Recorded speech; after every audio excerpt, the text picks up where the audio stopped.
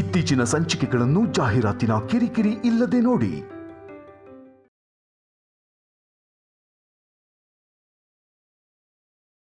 ಅತ್ತೆ, ಏನು? ನೀವು ಪೂಜೆ ಮಾಡ್ಬಿಡ್ರಾ? ಇಲ್ಲಿವರೆಗೂ ಮಾಡದೇ ಇರ್ತೀನ? ಏನಾ ಪ್ರಶ್ನೆ? ನೀವು ಪೂಜೆ ಮಾಡಿದ್ಮೇಲೆ ಆ ರೂಮ್ ಯಾರು ಓಪನ್ ಮಾಡಲ್ಲ, ಮತ್ತೆ ಆ ರೂಮ್ ಬಾಗ್ಲು ಯಾಕೆ ತೆಗ್ದಿದೆ?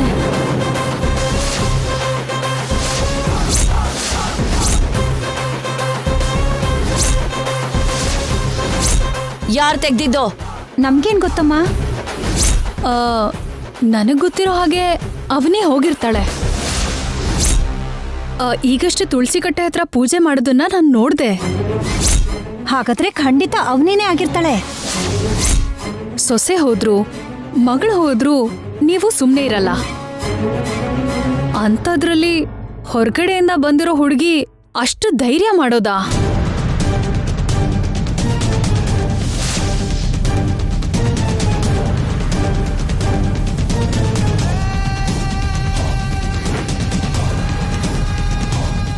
ಎಲ್ರೂ ನನ್ನ ಅರ್ಥ ಮಾಡ್ಕೊಳ್ಳೋ ಹಾಗೆ ಮಾಡು. ಹಾಗೇನೆ ನಾನು ಈ ಮನೆ ಸೊಸೆ ಅನ್ನೋ ವಿಷಯ ನನ್ನ ಗಂಡನೇ ಬೇಗ ಹೇಳೋ ಹಾಗೆ ಮಾಡು ತಾಯಿ.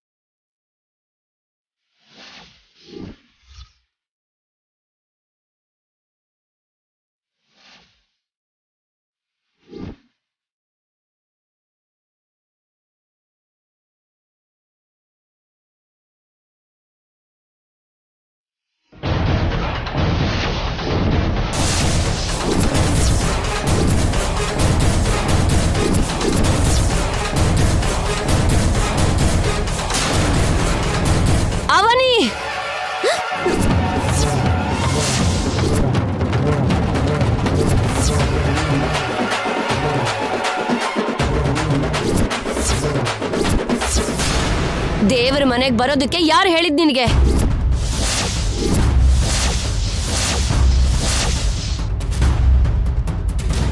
ಮೊದ್ಲು ಹೊರಗ್ ನಡಿ. ದೇವರ ಮನೆಗೆ ಬರೋದು? ಇನ್ನೇನು ಮಾತಾಡ್ಬೇಡ.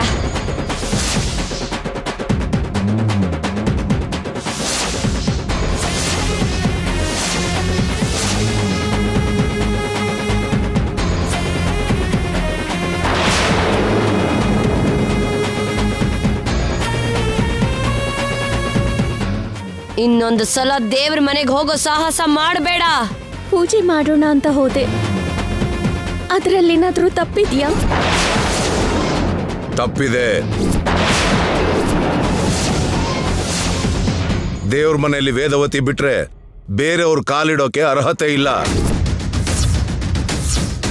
ಮನೆ ಮಗಳಾದ್ರೂ ಮನೆ ಸೊಸೆ ಆದ್ರೂ ಯಾರಾದ್ರೂ ಸರಿನೇ, ಒಳಗೆ ಹೋಗೋ ಸಾಹಸ ಮಾಡಲ್ಲ. ಒಬ್ಬರು ಮನೆಗೆ ಬಂದಾಗ ಒಂದ್ 4 ದಿನ ಆ ಮನೆ ಪದ್ಧತಿಗಳನ್ನ ಗಮನಿಸಬೇಕು. ಗಮನಿಸಿದ ಮೇಲೆ ಹೇಗ್ ನಡ್ಕೋಬೇಕೋ ತಿಳ್ಕೋಬೇಕು. ಅರ್ಥ ಆಯ್ತಾ? ಅಪ್ಪ ಬಿಟ್ಬಿಡಿ ಅಪ್ಪ, ಪಾಪ ಅವನಿಗ ಆ ವಿಷಯ ಗೊತ್ತಿಲ್ಲದೆ ಹೋಗಿದ್ದಾಳೆ ಅನ್ಸತ್ತೆ. ನೀನ್ ಬಾಯ್ ಮುಚ್ಚು.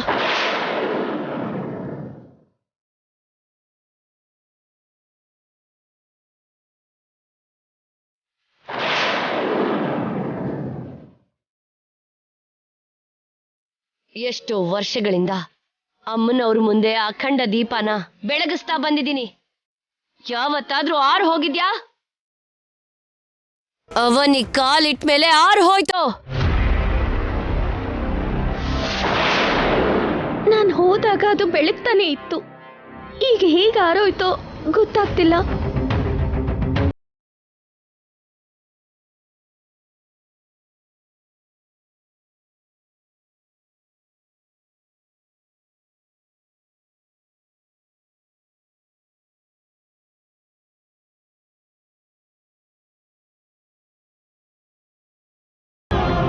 ನಿನ್ನೆ ಕಾರ್ಯಕ್ರಮದಲ್ಲಿ ಪ್ರಸಾದನ ನೆಲಕ್ಕೆ ಬೀಳಿಸ್ದೆ.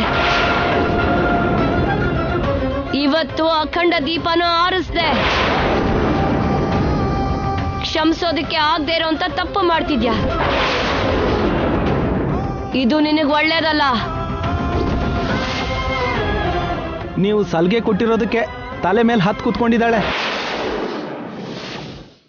ನಮ್ಮನ್ನ ಮಿತಿಯಲ್ಲಿ ಇಟ್ಟಿರೋ ಹಾಗೆ ಇಟ್ಟಿದ್ರೆ ಚೆನ್ನಾಗಿರ್ತಿತ್ತು, ಭಯನೂ ಇರ್ತಿತ್ತು. ಅತಿ ಸಲಿಗೆ ಅನರ್ಥಕ್ಕೆ ಮೂಲ ಅಂತ ಅದಕ್ಕೆ ಹೇಳ್ತಾರಮ್ಮ. ನೀನೇನೋ ಮನೆಯವರು ಕೊಡೋ ಸ್ವೇಚ್ಛೆನ ಹೊರಗಡೆ ಅವರು ಕೊಟ್ಬಿಡ್ತೀಯ. ನಿನ್ನ ಹತ್ರ ಇರೋ ಪ್ರಾಬ್ಲಮ್ಮೇ ಇದು.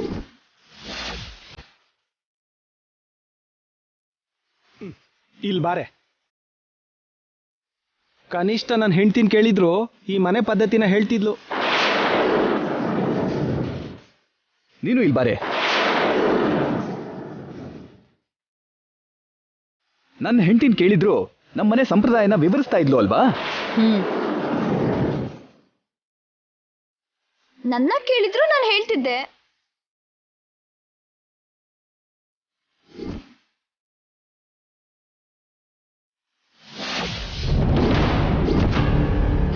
ಇನ್ನೀನ್ ಈ ಸಿಚುವೇಶನ್ ಅಲ್ಲಿ ನಮ್ ಹೆಸರು ಹೇಳೋದಿಲ್ಲ ಬಿಡು. ನೋಡಮ್ಮ, ಪ್ರತಿ ಮನೇಲಿರೋ ದೇವ್ರ ಮನೆ ಬೇರೆ, ನಮ್ಮ ಮನೇಲಿರೋ ದೇವ್ರ ಮನೆ ಬೇರೆ. ಅದಕ್ಕೊಂದು ಚರಿತ್ರೆ ಇದೆ. ಅಪ್ಪ, ಇದೊಂದ್ಸಲ ಬಿಟ್ಬಿಡಿ, ಇನ್ನೊಂದ್ಸಲ ಈ ರೀತಿ ಆಗಲ್ಲ. ಅವನಿ, ಗೊತ್ತಿದ್ದು ಮಾಡಿದ್ರು ಗೊತ್ತಿಲ್ಲದೆ ಮಾಡಿದ್ರು ಇದು ತಪ್ಪೆ. ಅಮ್ಮನ ಕ್ಷಮಿಸು ಅಂತ ಕೇಳು. ಹೇಳು ಅವನಿ, ಸಾರಿ ಹೇಳು. ಕ್ಷಮಿಸ್ಬಿಡಿ, ಇನ್ನೊಂದ್ಸಲ ಹೀಗಾಗಲ್ಲ. 2 ತಪ್ಪು ಹೋಗಿದೆ. 3ನೇ ತಪ್ಪು ನಡೀತು ಅಂದ್ರೆ ಕ್ಷಮಿಸೋದೇ ಇಲ್ಲ. ಅವನಿ, ಇನ್ನೀನು ಹೋಗು.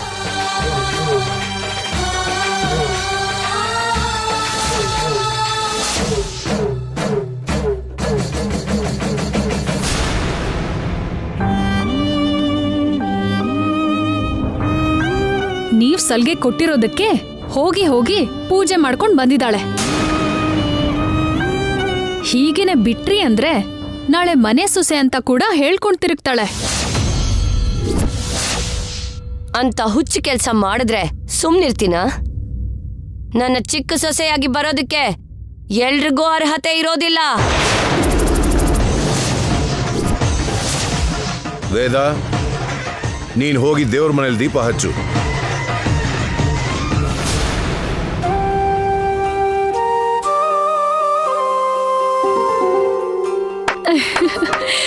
ಎಸ್, 2ನೇ ಪೆಟ್ ಕೂಡ ಗಟ್ಟಿಯಾಗಿ ಬಿತ್ತು. ಈ ಮನೆಯಿಂದ ಕಳಿಸ್ಬಿಡಿ ಅಂತ ನಾವು ಡಿಮ್ಯಾಂಡ್ ಮಾಡಿದ್ರೆ ಚೆನ್ನಾಗಿರ್ತಿತ್ತು. ಆಗ ನಮ್ಮ ಹೆಸರುಗಳನ್ನ ಹೊರಗೆ ಹಾಕ್ತಾಳೆ. ಅದು ನಿಜನೇ. ಆ ಡಿಮ್ಯಾಂಡ್ನ ನೆಕ್ಸ್ಟ್ ಪ್ರಯತ್ನದಲ್ಲಿ ಮಾಡೋಣ.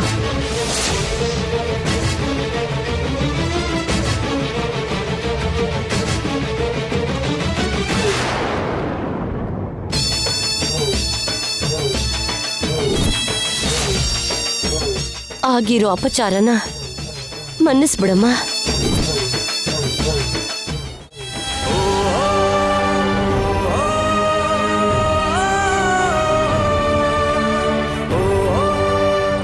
ನೀನಲ್ಲಿಗೆ ಹೋಗದೆ ಇದ್ದಿದ್ರೆ ಯಾವ ಸಮಸ್ಯೆನೂ ಇರ್ತಿರ್ಲಿಲ್ಲ.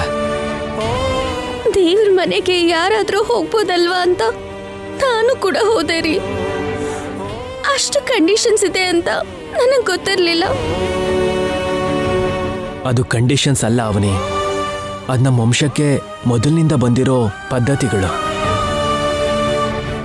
ಈ ವಿಷಯನ ನೀವಾದ್ರೂ ಮೊದಲು ನನಗೆ ಹೇಳಿದ್ರೆ ಹಾಗೆ ಮಾಡ್ತಾನೆ ಇರ್ಲಿಲ್ಲ ಅಲ್ವಾ?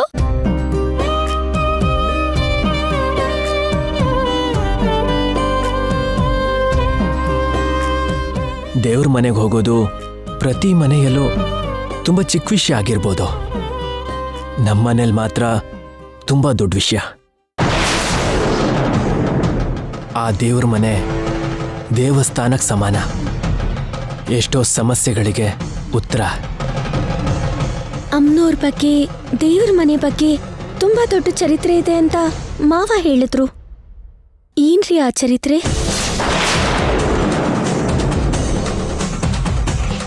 ಮಾವ ಅತ್ತೆ ಅಷ್ಟು ಎಮೋಷನಲ್ ಆದ್ರು ಅಂದ್ರೆ ಆ ಚರಿತ್ರೆ ತುಂಬಾ ಶ್ರೇಷ್ಠವಾಗಿರುತ್ತೆ. ನನಗ್ ತಿಳ್ಕೋಬೇಕಂತಿದೆ, ಅದೇನು ಅಂತ ಹೇಳಿ.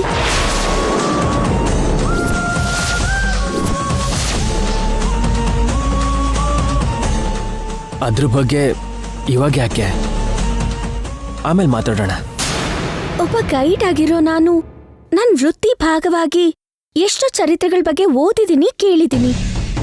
ಅಂಥದ್ರಲ್ಲಿ ನನ್ನ ಅತ್ತೆ ಮನೇಲಿರೋ ಒಂದ್ ದೇವ್ರ ಮನೆ ಬಗ್ಗೆ ಒಂದು ಪ್ರಾಮುಖ್ಯತೆ, ವಿಶಿಷ್ಟತೆ ಇರ್ಬೇಕಾದ್ರೆ ಸೊಸೆಯಾಗಿರೋ ನಾನು ಖಂಡಿತವಾಗ್ಲೂ ತಿಳ್ಕೋಬೇಕಲ್ವಾ ರೀ?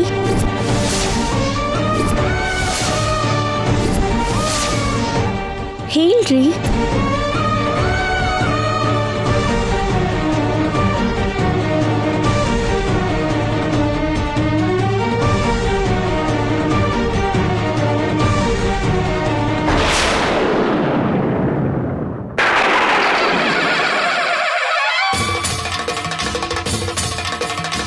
ತುಳಸಿ ಅಂತ ಜಾಕ್ಕ ಇರೋ ಹುಡುಗಿ ನಿಮ್ಮ ಮನೆಗೆ ಸೊಸೆಯಾಗಿ ಬಂದು ಅಮ್ಮನವರಿಗೆ ಪೂಜೆ ಮಾಡಬೇಕು, ನೈವೇದ್ಯ ಸಮರ್ಪಿಸಬೇಕು.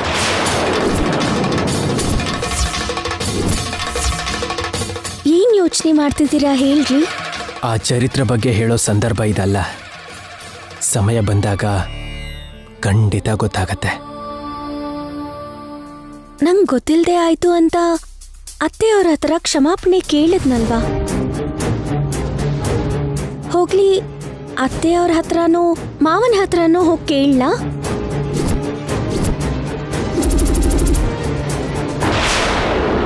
ಅಷ್ಟು ಅಗತ್ಯ ಇಲ್ಲ ಅವನಿ. ಹಾಗಿದ್ರೆ ನೀವೇ ಹೇಳಿ. ಏನಿಲ್ಲ ಅವನಿ, ಅನ್ನಪೂರ್ಣ ದೇವಿ ನಮ್ಮ ಕುಲದೈವ. ಆ ದೇವಿ ದಯೆಯಿಂದಲೇ ನಾವೆಲ್ಲರೂ ಕ್ಷೇಮವಾಗಿ ಸಂತೋಷವಾಗಿದ್ದೀವಿ. ಪ್ರತಿ ಪೀಳಿಗೆಗೆ ಸಂಬಂಧಪಟ್ಟ ಸೊಸೆ ಪೂಜೆ ಮಾಡಬೇಕು ಅಂತ ನಿರ್ಧಾರ ಆಗಿದೆ. ಅದಕ್ಕೆ ವಿಷಯ ಗೊತ್ತಿರೋದೇ ಅಲ್ವಾ, ಅವರು ಪೂಜೆ ಬಗ್ಗೆ ಹೆಚ್ಚಾಗಿ ತಲೆ ಕೆಡಿಸ್ಕೊಳ್ಳಲ್ಲ. ಚಿಕ್ಕ ಚಿಕ್ಕ ಜಗಳನ್ನೆಲ್ಲ ಕ್ರಿಯೇಟ್ ಮಾಡ್ತಾರೆ. ಅದಕ್ಕೆ ಅಮ್ಮನಿಗೂ ಅವ್ರು ಇಷ್ಟ ಇಲ್ಲ. ಅಮ್ಮನಿಗಿಷ್ಟ ಸೊಸೆ ಬಂದಿನ ಪೂಜೆ ಮಾಡೋ ಅವಕಾಶ ಆ ಸೊಸೆಗೆ ಸಿಗುತ್ತೆ ಅಂತ ಅನ್ಕೋತಿದ್ರು. ಆ ಅವಕಾಶ ನಾಳೆ ದಿನ ನಿನಗೆ ಸಿಗತ್ತೆ.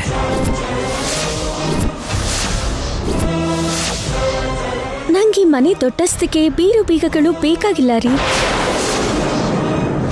ಮನೆ ಮುಂದೆ ರಂಗೋಲಿ ಹಾಕಿ ದೇವ್ರ ಮನೇಲಿ ದೀಪ ಹಚ್ಚೋ ಅದೃಷ್ಟ ಸಾಕು.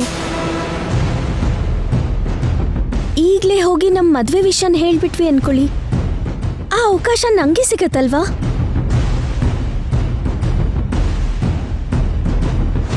ಅತ್ತೆಯವ್ರ ಹೆಲ್ತ್ ನಾರ್ಮಲ್ ಆದ್ಮೇಲೆ ನಮ್ ವಿಷಯನ್ ಹೇಳ್ತೀನಿ ಅಂದ್ರಲ್ವಾ?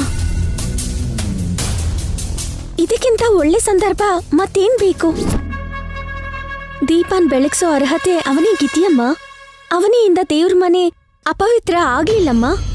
ಯಾಕೆ ಅಂದ್ರೆ ಅವನಿ ಈ ಮನೆ ಚಿಕ್ಕ ಸೊಸೆ ಅಮ್ಮ ಅಂತ ಹೇಳ್ಬಿಡಿ.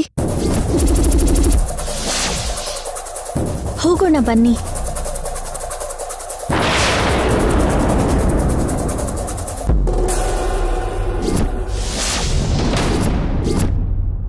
ಯಾಕೆ ಬರ್ತಿಲ್ಲ? ನಮ್ಮ ವಿಷಯನ ಯಾವಾಗ ಹೇಳ್ತೀನೋ ಅನ್ನೋ ಆಸೆ ನಿನ್ಗಿಂತ ಜಾಸ್ತಿ ನನಗಿದೆ. ಆದರೆ ಇದು ಸಮಯ ಅಲ್ಲ.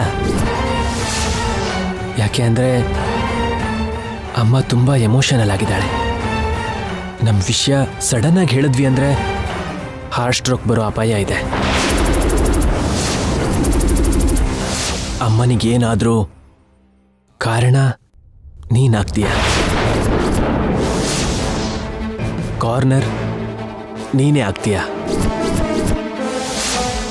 ಅವಾಗ ಅದ್ಕೆ, ಅಕ್ಕ, ಅಣ್ಣ, ಭಾವ ಎಲ್ಲರೂ ನಿನ್ನನ್ನು ಆಪಾದಿಸ್ತಾರೆ.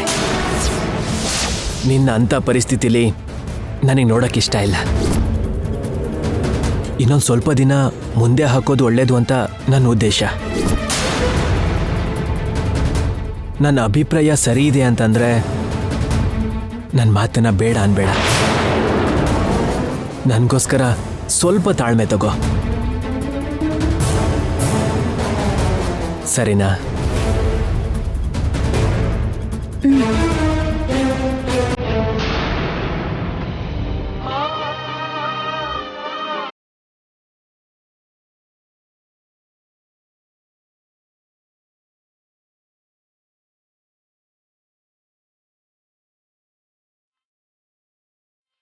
ಅವ್ರು ನಿಜವಾಗ್ಲೂ ಅತ್ತೆ ಆರೋಗ್ಯದ ಬಗ್ಗೆ ಯೋಚನೆ ಮಾಡ್ತಿದ್ದಾರಾ? ಇಲ್ಲ ಅಂದ್ರೆ ಏನಾದ್ರೂ ಕಾರಣ ಆಗ್ಲಿ ರಹಸ್ಯ ಆಗ್ಲಿ ಇದೆಯಾ?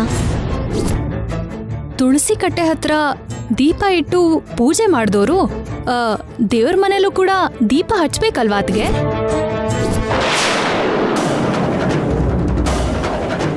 ಅಂದ್ರೆ ಲಾವಣ್ಯ ನನ್ನ ಬೇಕು ಅಂತಾನೆ ಅಲ್ಲಿ ಕಳಿಸಿದ್ಲು. ಆ ವಿಷಯನ ಅವ್ರಿಗೆ ಹೇಳಿದ್ರೆ ಜಗಳ ಇನ್ನಷ್ಟು ದೊಡ್ಡದಾಗ್ತಿತ್ತು.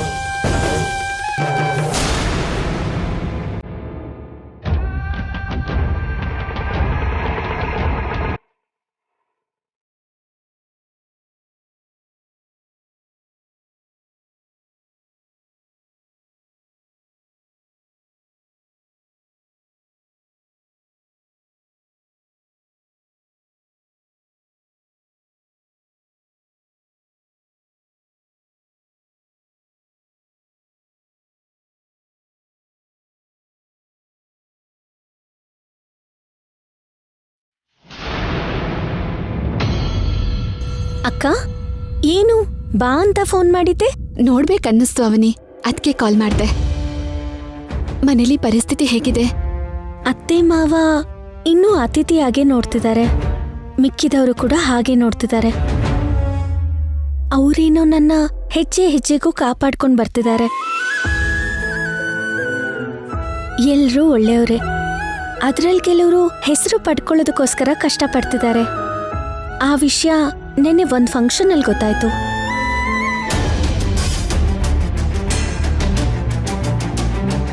ಸಡನ್ ಆಗಿ ದೇವಸ್ಥಾನಕ್ಕೆ ಹೋಗ್ಬೇಕು ಅಂದಿಲ್ಲ ವೇದ? ಮನ್ಸೇ ಸರಿಗಿಲ್ಲ ರೀ. ಅವನಿ ಏನೋ ದೇವ್ರ ಮನೆಗೆ ಹಾಗೆ ಹೋಗಿದ್ದು ಯಾವುದಕ್ಕೆ ದಾರಿ ಮಾಡಿಕೊಡುತ್ತೋ ಅರ್ಥ ಆಗ್ತಿಲ್ಲ ರೀ. ಗೊತ್ತಿಲ್ಲದೆ ಆಗಿರೋದ್ರ ಬಗ್ಗೆ ತುಂಬಾ ಯೋಚನೆ ಮಾಡ್ಬೇಡ. ಅಂದಹಾಗೆ ಒಂದು ವಿಷಯ ಹೇಳೋದನ್ನ ಮರ್ತ್ಬಿಟ್ಟೆ ಅಕ್ಕ. ನೆನ್ನೆ ಫ್ಯಾಮಿಲಿ ಎಲ್ಲ ಒಂದು ಹಳ್ಳಿಗೆ ಹೋದಾಗ ಅಲ್ಲಿ ಭಾವ ಕಾಣಿಸಿದ್ರು.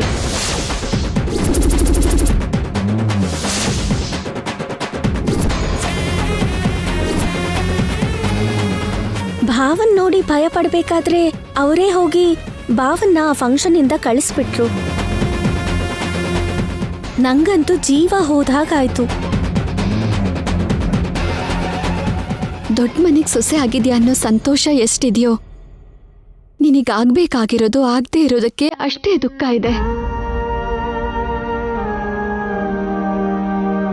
ನಿಮ್ ಜೋಡಿಗ್ ಶಾಂತಿ ಮುಹೂರ್ತನ ಮಾಡ್ಬೇಕು ಅಂತ ನೋಡ್ದಾಗ ಯಾವುದೋ ಗಂಡಾಂತರ ಅಡ್ಡ ಬಂದ್ ಹಾಳು ಮಾಡ್ದಾಗಾಯ್ತು. ಹೊಸ ಜೋಡಿ ಕೈಲಿ ಸತ್ಯನಾರಾಯಣ ವ್ರತ ಮಾಡಿಸಿದ್ರೆ ಒಳ್ಳೇದು ಅಂತಾರೆ. ಅತ್ತೆ ಮನೆಯಲ್ಲಿ ನಿನ್ಗ ಅವಕಾಶ ಇಲ್ಲ, ಅದಕ್ಕೆ ನಮ್ಮ ಮನೆಯಲ್ಲಿ ನಿನ್ ಕೈಯಾರೆ ವ್ರತ ಮಾಡಿಸ್ಬೇಕು ಅಂದ್ಕೊಂಡಿದ್ದೀನಿ. ಮುಖ್ಯವಾಗಿ ಈ ವಿಷಯದ ಬಗ್ಗೆ ಮಾತಾಡೋಣ ಅಂತಾನೆ ನಿನ್ನ ಕರೆದಿದ್ದು. ನಾಳೆ ಒಳ್ಳೆ ದಿನ, ಆ ಏರ್ಪಾಡುಗಳನ್ನೆಲ್ಲ ನಾನೇ ನೋಡ್ಕೋತೀನಿ. ನೀನು ಶ್ರೀಕರ್ನ ಕರ್ಕೊಂಡು ಮನೆಗೆ ಬಂದ್ಬಿಡು. ಅಕ್ಕ, ಮತ್ತೆ ಭಾವ? ವ್ಯಾಪಾರ ಅದು ಇದು ಅನ್ಕೊಂಡು ಮತ್ತೆ ಯಾವುದೋ ಊರಿಗೆ ಹೋಗಿದ್ದಾನೆ. ಅವತ್ತು ಬಂದ ಹಾಗೆ ಫಂಕ್ಷನ್ ಮಧ್ಯದಲ್ಲಿ ಬಂದ್ಬಿಟ್ರೆ? ಅವಾಗೇನೋ ಹಾಗಾಯ್ತು ಅಂದ್ರೆ ಇವಾಗಂತೂ ಬರಲ್ಲ ಬಿಡು. ನಾಳೆ ನಿನ್ ಗಂಡನ್ ಕರ್ಕೊಂಡು ಬಾ, ಸರಿನಾ?